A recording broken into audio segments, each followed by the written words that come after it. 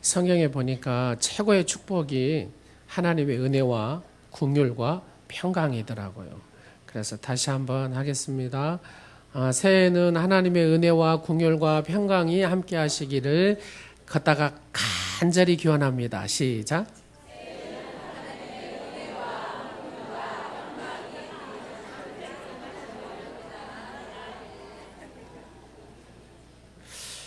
'한 것 보니까 아직 안 됐어요. 첫 번째 은혜, 그 다음에 두 번째 긍휼, 세 번째 평강. 이제 아셨죠? 은혜와 긍휼과 평강. 다시 한 번만 더 하겠습니다. 축복은 계속 할수록 커집니다. 시작.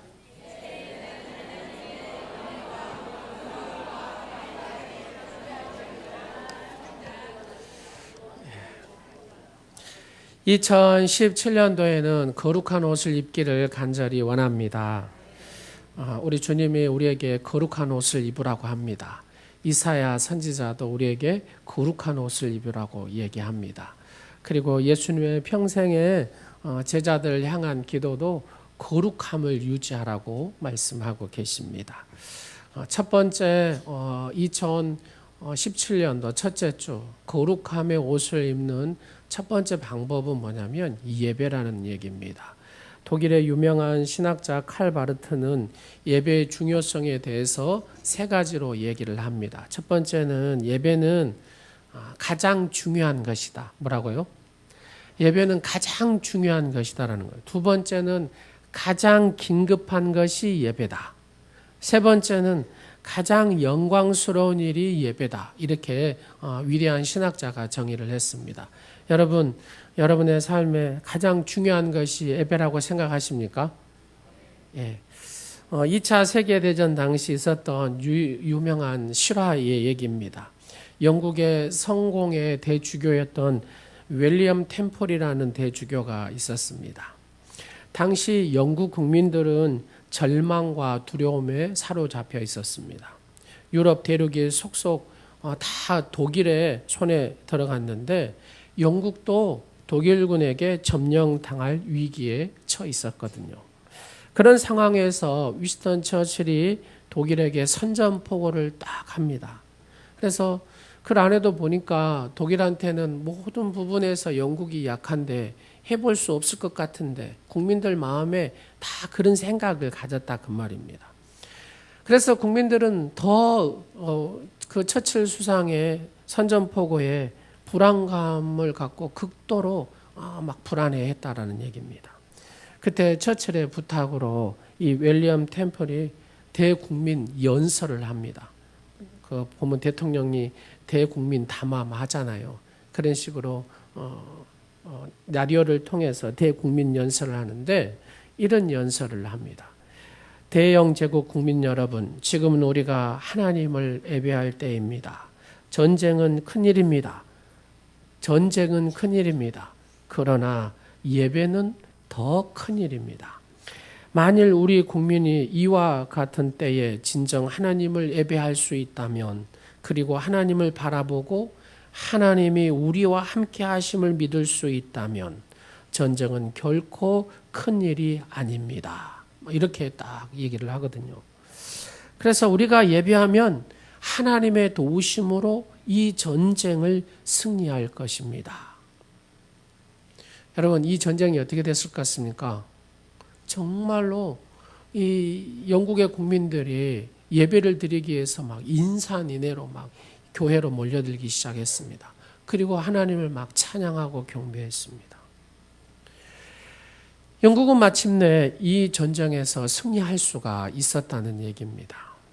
이런 전쟁의 승리의 얘기는 어디에도요? 성경에 굉장히 많죠.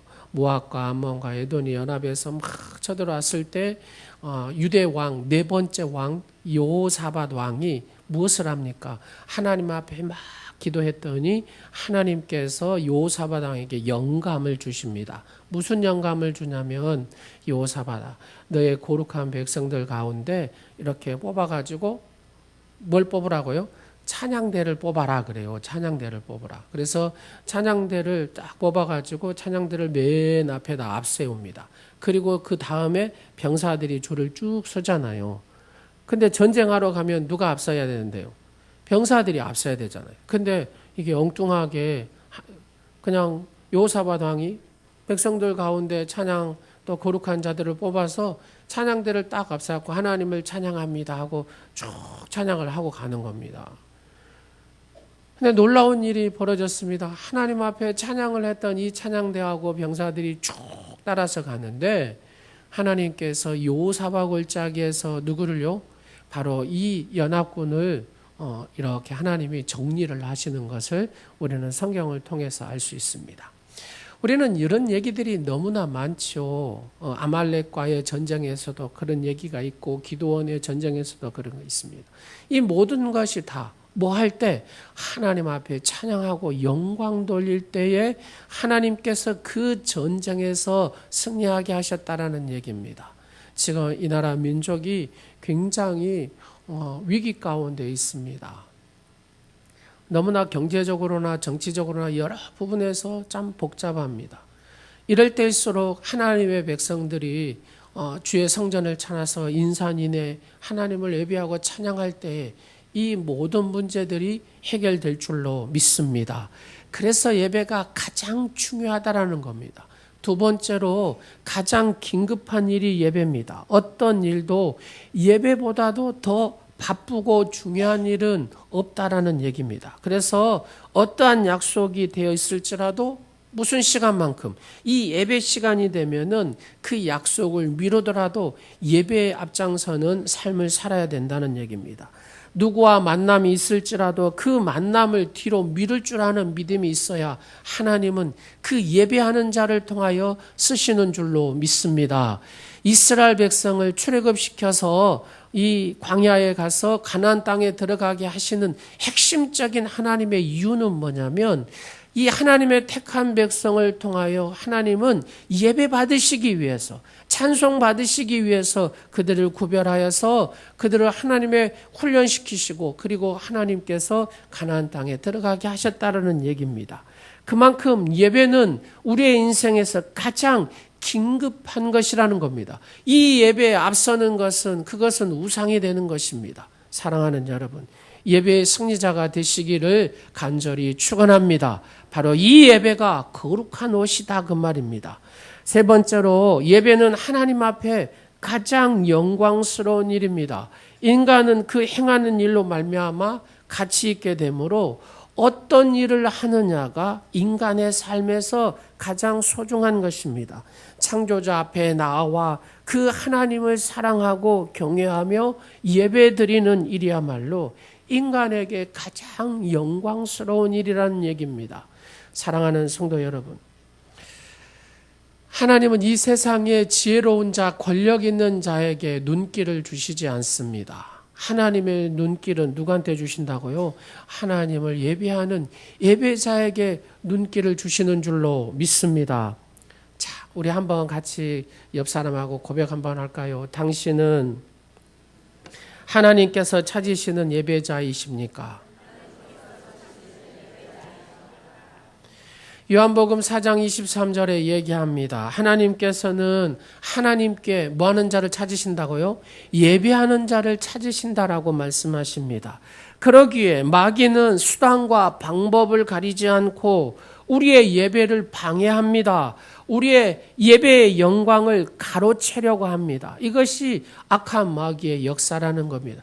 어떻게 하든지 간에 내가 예배하는 것을 드리지 못하도록 한다는 겁니다. 이 마귀는 이 예배의 영광을 늘 가로채려고 호시탐탐 노린다는 얘기입니다.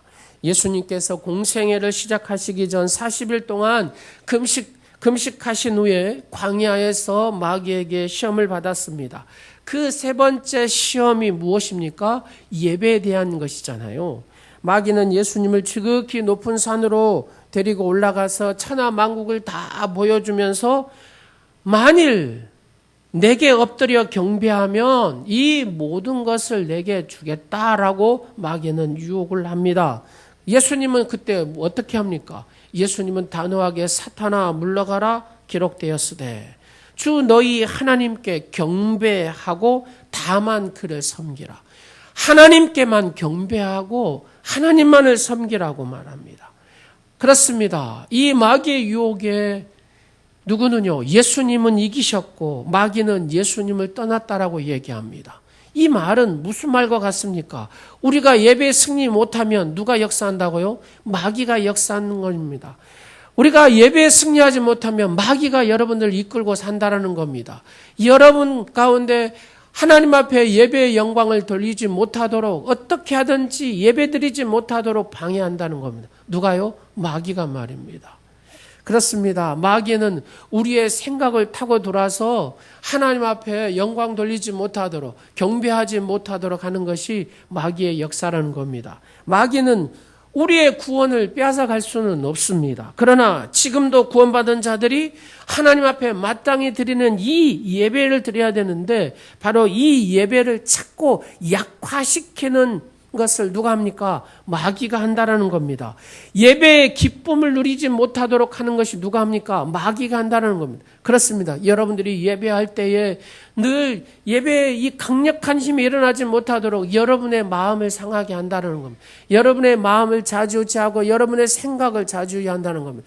여러분이 이 예배의 기쁨을 누리지 못하도록 이 마귀는 역사한다는 겁니다. 우리는 이것을 분별해야 될 줄로 믿습니다. 수많은 사람들이 하나님을 믿으면서도 믿는 자답게 살지 못하는 이유가 무엇입니까? 하나님과 이 만남 속에서 주님이 공급해 주시는 이 영적인 에너지를 공급받지 못하기 때문에 하나님 자녀답게 살지 못하게 되는 것이지요. 많은 사람들이 바쁘다는 이유로 하나님 앞에 예배에 승리하지 못하는 경우가 많습니다. 그렇습니다. 교회 일도 중요합니다. 그것보다 더 중요한 것이 뭐냐면 예배거든요. 교회 일 하다 보니까 어째요? 그거 하다 보니까 뭘 못합니까? 예배에 소홀히 하게 되고 예배에 승리하지 못하게 되는 것은, 이것은 우리의 예배 생활에서 이거는 우선순위가 바뀌어버린 거라는 얘기입니다. 여러 가지 많은 이들을 감당한 것 때문에 가장 본질적인 예배를 놓치면 안 된다는 얘기죠. 사랑하는 여러분 이 예배를 믿음의 생활의 어떤 심장처럼 생각하십니까? 그래야 된다라는 겁니다. 예배를 통해 하나님은 은혜를 주시고 예배를 통해서 하나님은 여러분들을 축복하신다는 겁니다. 주의 영광 가운데 나를 몰입시킬 줄 아는 예배자가 되어야 될 줄로 믿습니다. 하나님께로 바로 이 영적인 에너지를 이 예배를 통해서 내가 공급받아야 하나님이 맡겨준 사명을 감당할 수 있고 하나님 맡겨준 내 가정도 지킬 수가 있다라는 얘기입니다. 하나님의 이 영적인 공급함을 내가 받지 못하면 내 가정도 지키지를 못한다는 얘기입니다. 이 시대의 그리스도인으로서 믿지 않는 자들에게 내가 믿는 자로서 이렇게 당당함을, 매력을 풍길 수 있는 그런 삶을 살기 위해서는 이 예배의 승리자가 돼야 되고 이 예배를 통해서 영적인 공급함을 받아야 바로 내가 진실되게 바로 이 그리스도인으로서의 삶을 살 수가 있다는 얘기입니다. 은혜를 받으려면 예배가 변화돼야 됩니다. 예배를 잘 드리면 뭐가 깨달아집니까? 죄가 깨달아집니다. 첫 번째, 바로 이 예배를 잘 드리는 사람은 내가 무슨 죄, 내가 교만한 죄를 갖고 있구나, 내가 지금 방자에 행하고 있구나, 이 죄들을 하나씩 잘 깨달아진다는 겁니다. 두 번째로 예배를 잘 드리면 하나님의 심정을 깨달아진다는 겁니다. 하나님의 심정. 우리가 사람 가운데서도 뭘 잘하는 겁니다. 뭘 잘하는 사람이 좋다고 합니까? 공감을 잘하는 사람이라고 하잖아요. 아내가 남편을 공감해주고, 남편이 아내를 공감해주고, 성도 안에서 서로 공감해주면 어째요? 그 마음이 이심전심이 되지 않습니까? 그러면 그 관계가 아름다워집니다. 하나님의 심정을 깨닫게 된다는 거예요. 예배를 잘 드리는 사람은 하나님의 심정이 절절히 느끼게 된다는 거예요. 그 심정이 무엇인가를 알기 때문에 내 삶도 그렇게 주님의 그 원하시는 삶대로 살아가게 된다는 것입니다. 예배를 잘 드리는 사람은 삶의 방향 전환을 경험하게 된다는 겁니다. 어디로 가야 주님이 원하시는 길인가, 바른 길인가를 정확히 그 방향을 알고 갈 수 있다는 겁니다. 내 영혼이 주님 앞에 가까이 나가는 삶을 살게 되는 이 모든 것이 무엇을 통해서 이루어진다고요? 예배를 통해서 이루어진다는 겁니다. 우리가 참된 예배를 드릴 때 따르는 변화를 우리가 주목해 볼 수가 있습니다. 나의 양심이 하나님의 거룩하심으로 일깨워진다는 얘기입니다. 다른 말로 얘기하면 영적인 각성이 일어난다는 거죠. 예배를 통해서 이 영적 각성이 일어나는 겁니다. 느헤미야를 보면 8장 9장에 보면 예스라가 모든 성도들을 다 모아놓고 하나님 말씀 한마디로 예배드렸다 그 말입니다.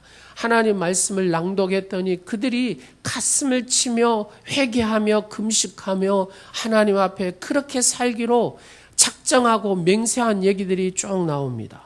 그렇습니다. 나의 양심이 하나님의 거룩하심으로 일깨워지는 역사가 예배를 통해서 나타나는 겁니다. 나의 생각이 하나님의 말씀으로 양육을 받습니다. 이 내 생각 자체가 어째요? 교정이 된다는, 어떻게 해요? 하나님의 관점으로, 하나님의 이 관점, 하나님의 시각으로 내 이 생각이 바뀌더라는 겁니다. 무엇을 통해서요? 예배를 통해서 말입니다. 예배를 잘 드리게 되면 우리의 마음이 하나님의 사랑에 대하여 열리게 된다는 겁니다. 예배의 전심으로 드리는 사람은 바로 하나님의 이 사랑을 체험하게 되는 것입니다. 네 번째로 내 의지가 하나님의 거룩한 목적에 드려지게 된다는 겁니다. 내 의지가 마귀가 원하는 쪽으로 가는 것이 아니라 하나님이 원하시는 쪽으로 힘쓰게 된다는 겁니다. 왜요? 예배의 은혜가 내게 임하기 때문에 이 의지의 변화가 일어나더라는 얘기입니다. 나의 생활의 질서를 회복하게 되더라는 겁니다. 삶의 질서가 생깁니다. 하나님은 질서의 하나님이시라고 고린도 후서에 말씀하고 있지요. 그렇습니다. 하나님은 질서의 하나님이십니다. 사랑하는 여러분, 내 삶도 이 질서의 하나님을 예배할 때에 내 삶의 질서 자체가 잡히게 되더라는 얘기입니다. 그래서 예배가 중요하다라는 얘기입니다. 바로 이 예배가 거룩한 옷을 입는 바로 길입니다. 그러면 예배라는 것이 무엇입니까? 예배의 정의는, 예배의 단어적 의미는 이렇습니까? 하나님과 우리의 영혼이 거룩한 입맞춤입니다. 입맞춤. 예배는 하나님과 나와 거룩한 입맞춤이 예배라는 사실입니다. 아주 친밀하고 가까운 사실. 어떤 사람은 입맞춤 합니까? 그렇죠. 사랑하는 사람이 입맞춤하지. 사랑하지 않으면 입맞춤을 할 수가 없습니다. 시편 2편 11절과 12절 말씀을 보면은 뭐라고 합니까? 여호와를 경외함으로 섬기고 떨며 즐거워할지어다. 그의 아들에게 뭐라 그래요? 입맞추라. 그렇지 아니하면 진노하심으로 너희가 길에서 망하리니 여호와께 피하는 모든 사람은 다 복이 있도다. 할렐루야. 하나님과 입맞춤을 갖는 예배자가 되시기를 간절히 축원합니다. 하나님을 예배하는 영혼은 누가 책임지신다고요? 주님이 책임지신다는 겁니다. 자, 우리 옆사람 같이 한번 하겠습니다. 예배에 승리하면 주님이 당신을 책임지신답니다.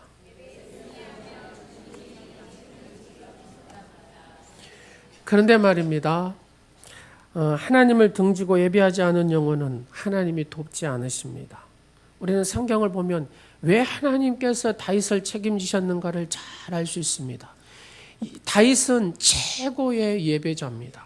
하나님 앞에 전심으로 그 영혼을 다하여서 기쁨으로 하나님 앞에 예배한 자가 다윗입니다. 그래서 하나님은 그 베두인, 목동인, 보잘것없는 이 다윗을 하나님께서 책임지시니까 그 왕국의 왕이 되게 하시고 제국의 그 왕으로서 대왕으로서 하나님께서 이 다윗을 쓰시더라는 얘기입니다. 예배에 성공한 인생을 삽니다. 예배는 내 영혼의 지성소에서 하나님을 은밀히 만나고 주님께 나의 사랑과 충성을 고백하고 쏟아놓는 것이 말 그대로 거룩한 산 제사인 것입니다. 사랑하는 여러분, 여러분의 이 영혼의 지성소에서 하나님을 깊이 깊이 만나시고 하나님 앞에 사랑과 충성을 고백하여 거룩한 산 제사의 주인공이 되시기를 간절히 축원합니다. 신앙생활을 잘했던 믿음의 선배들은 어떤 것보다도 예배를 존중히 여겼다는 것입니다. 예배를 지키기 위해서 생명을 걸었습니다. 예배를 통해 하나님을 만났습니다. 사도 요한이 예수님을 전하는 것 때문에 핍박을 받아서 어디로 갑니까? 밤모섬에 귀향을 갔습니다. 주님의 날이 되어서 예배를 드리려고 혼자 이렇게 엎드렸습니다. 호련히 영광의 주님께서 친히 이 사도 요한에게 나타나셨고 하늘의 신비한 일을 막 보여주시기 시작합니다. 그래서 요한이 막 기록하죠. 바로 그것이 요한계시록이라는 책입니다. 예배를 드리는 자만이 하나님의 진리를 깨달을 수 있다는 겁니다. 예배를 드리는 자만이 하나님의 심정을 깨달을 수 있고 예배를 드리는 자만이 장차 이루어질 영광스럽고 놀라운 주님의 비밀을 알 수 있게 되더라는 얘기입니다.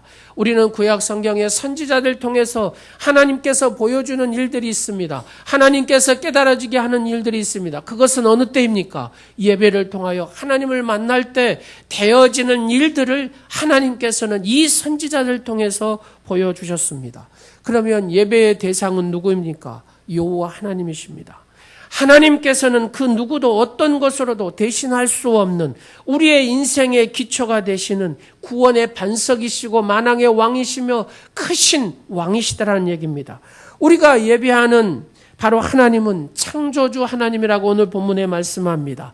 바로 우리를 지으신 여호와라고 말씀하십니다. 나의 생명의 근원이시고 눈동자처럼 지키시는 분이 내가 믿는 하나님, 여러분이 믿는 하나님이십니다. 그래서 예배의 대상은 아무리 세월이 흘러도 변화될 수 없습니다. 하나님 외에는 이 예배의 대상이 결코 존재할 수가 없다는 얘기입니다.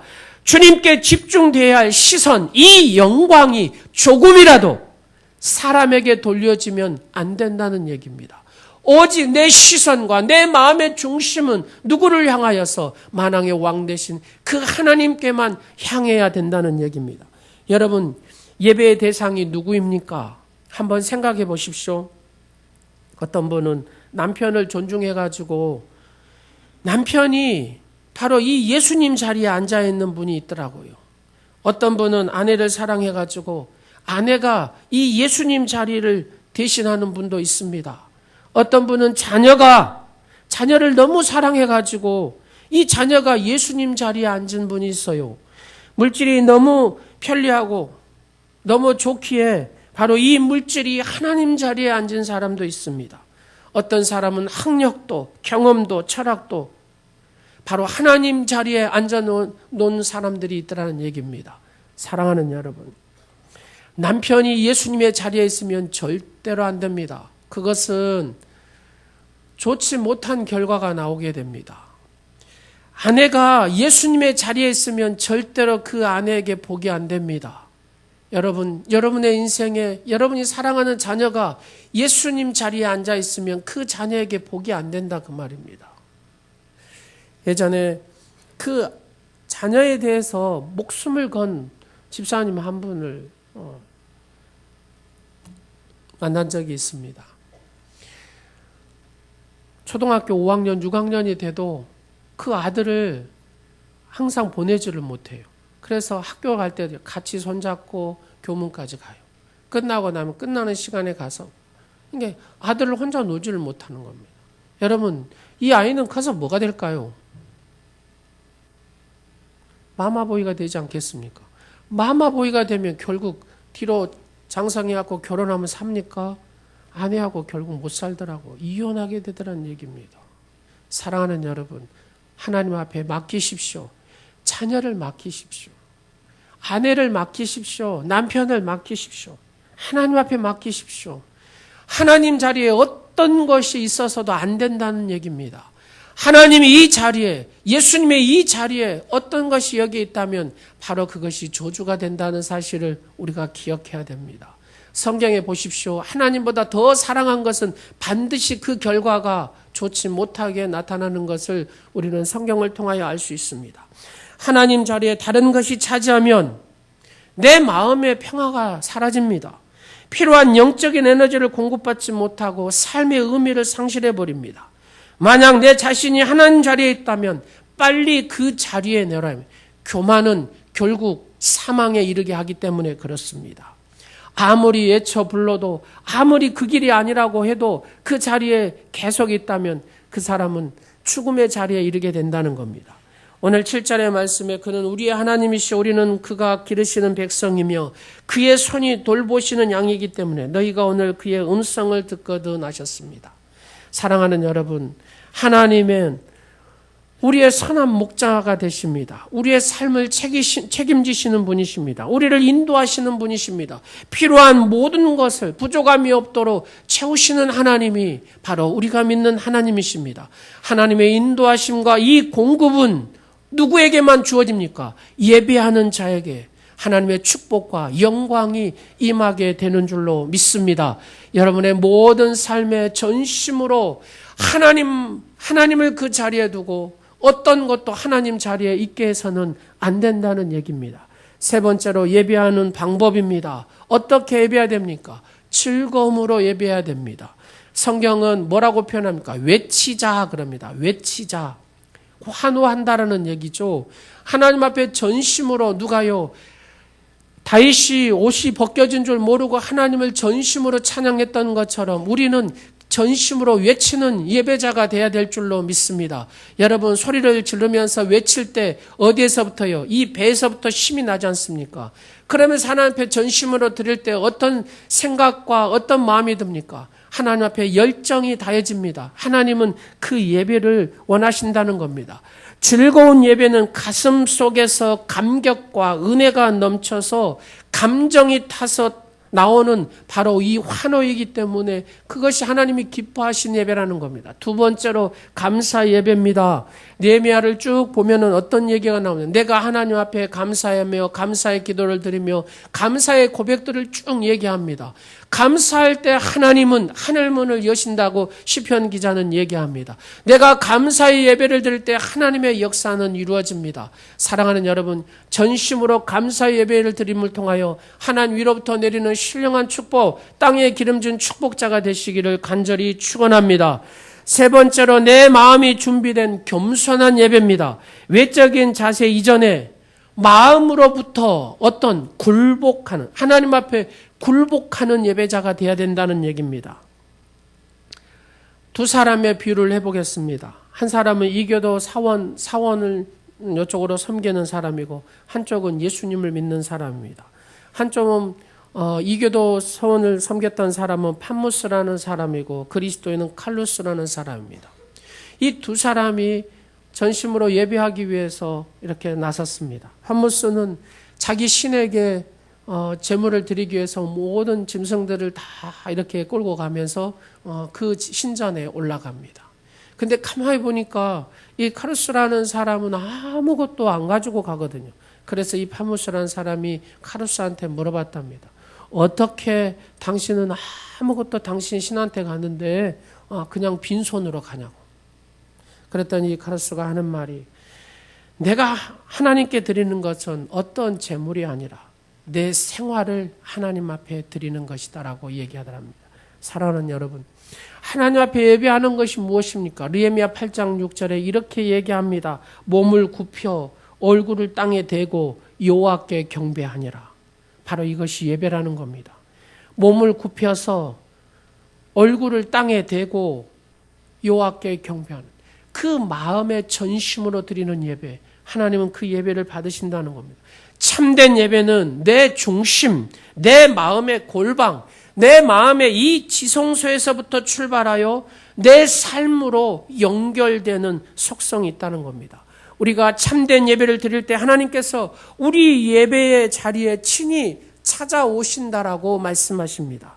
우리의 마음의 골방에 찾아오셔서 이 예배를 통하여 나의 연약한 부분을 만지시고 나를 새롭게 용기를 주시며 능력을 공급해 주신다는 것입니다. 바로 이것이 예배라는 겁니다.